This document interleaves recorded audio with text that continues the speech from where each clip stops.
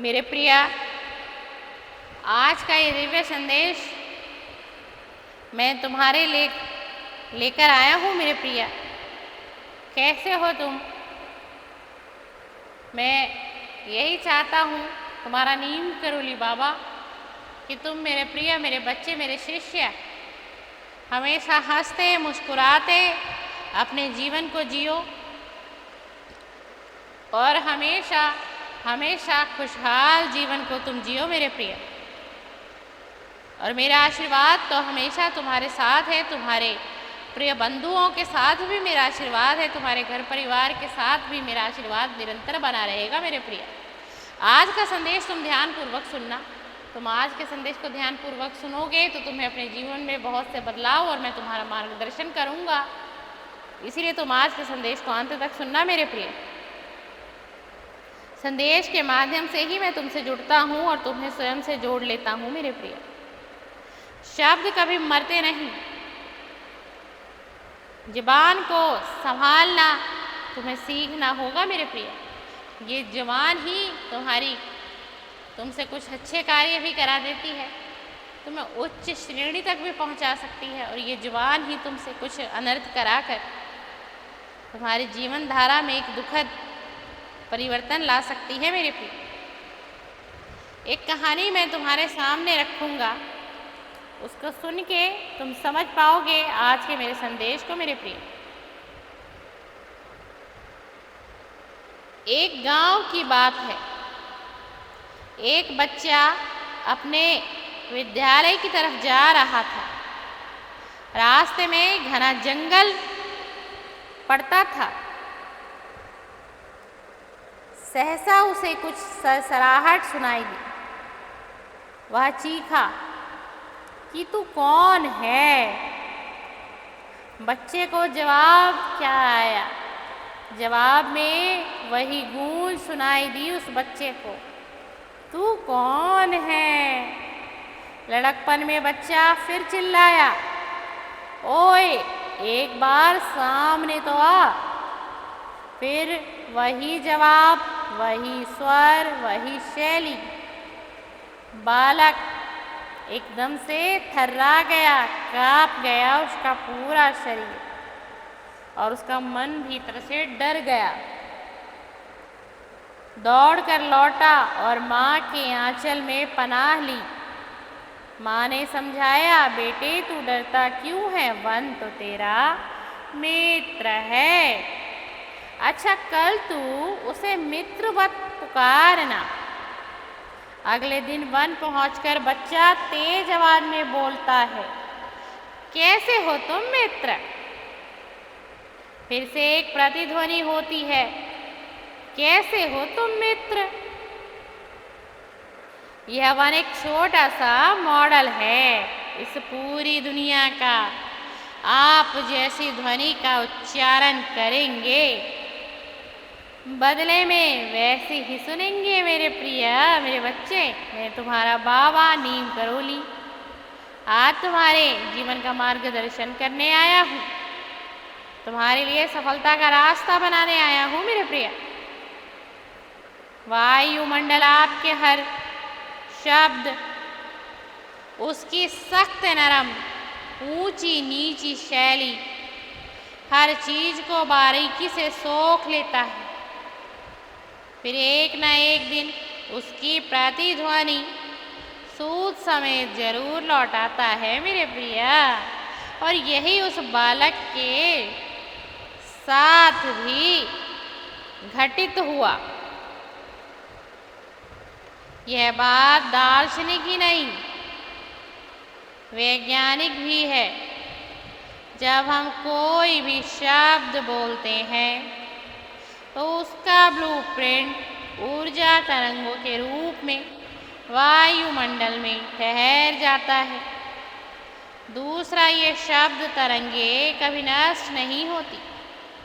जैसा कि ऊर्जा संरक्षण का नियम कहता है, ऊर्जा को न तो बनाया जा सकता है और ना ही नष्ट किया जा सकता है। इसे केवल एक रूप से दूसरे रूप में परिवर्तित किया जा सकता है। विज्ञान कहता है कि ये ऊर्जा तरंगे एक बंद घेरे में घूमा करती हैं।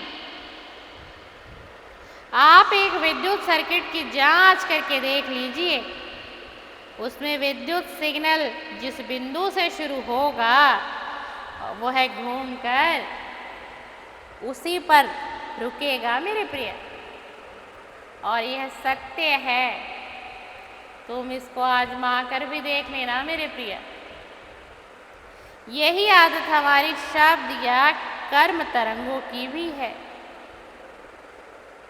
एक थ्योरी मैं तुम्हें बताता हूँ। आइंस्टीन की थ्योरी बताती है कि ब्रह्मांड भी एक बंद घेरा है। यदि हम ब्रह्मांड के एक बिंदु से यात्रा करना शुरू करें तो एक ना एक दिन फिर उसी बिंदु पर ही पहुंचेंगे। जो तरंगे हमसे निकली हैं एक दिन हमारे पास वापस लौट कर आनी ही है मेरे प्रिय। और यही मैं तुम्हें इस कहानी के माध्यम से समझाना चाह रहा था कि मेरा प्रिय, मेरा शिष्य मेरी बातों को समझें। हम सभी शीश महल में रहते हैं, चारों ओर शीशे ही शीशे हैं।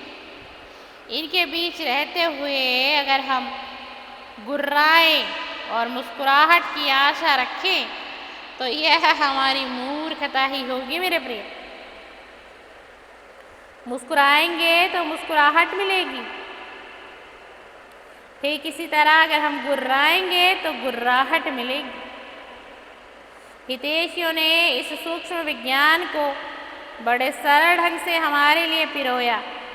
4 वेद 6 शास्त्र में बात मिली है, दोए सुख दीने सुख होत है। अगर आप किसी को सुख देते हैं तो आपको भी दुगने सुख की प्राप्ति होती है। दुख दीने दुख होए, और यदि आप किसी को दुख देंगे तो आपको भी दुख की प्राप्ति होगी, और सुख देंगे तो सुख की प्राप्ति जरूर होगी। यह ईश्वर का वचन है और ये ईश्वर का बहुत गहरा वचन है मेरे प्रिय। यही कर्मवाद सिद्धांत है। अब सोच लीजिए, हम किसी दूसरे का दिल दुखाकर स्वयं के लिए दर्द का सामान जोड़ते हैं। यह नादानी क्यों करते हैं मेरा प्रिया? यह एक महाप्रश्न है। हो सकता है कि इसके जवाब में आपकी बुद्धि शास्त्रार्थ करे। शांत मन किसी प्राणी को कभी कष्ट नहीं देता। मैं अशांत हूँ, इसलिए दूसरों को भी अशांत करने की कोशिश कर डालता हूँ। मैं क्या करूँ? आदत से लाचार हूँ। लेकिन याद रखें, हम इस बहाने की पतली गली से बचकर नहीं निकल सकते। प्रकृति दंड बरसाने से पहले हमारी विवशता या ज्ञानता नहीं देखेगी।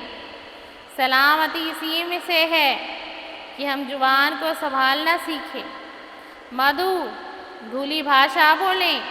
यदि अशांत मन विघ्न डालता है तो उसे ब्रह्मज्ञान आधारित ध्यान साधना से शांत करें।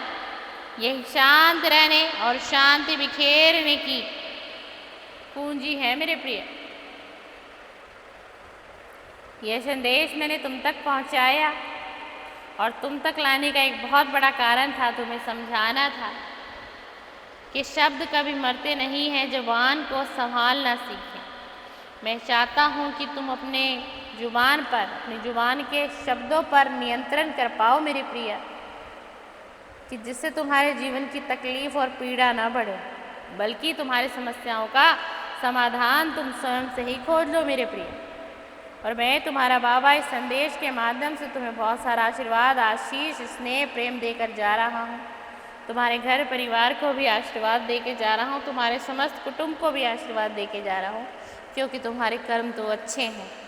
बस कुछ तुम्हारी जवान का फासला है जो तुम्हें अपने शब्दों को सुधारना है। तुम्हें जीवन में सफलता भी मिलेगी और सफलता तुम्हें प्राप्त भी होगी। थोड़ा सा संघर्ष है, समय बीतेगा और तुम्हें सफलता मिल जाएगी मेरे प्रिया। तुम सदा सुखी रहोगे और मैं तुम्हारा बाबा नीम करोली तुम्हें आज ढेर सारा आशीर्वाद और देकर जा रहा हूँ। सीताराम सीताराम।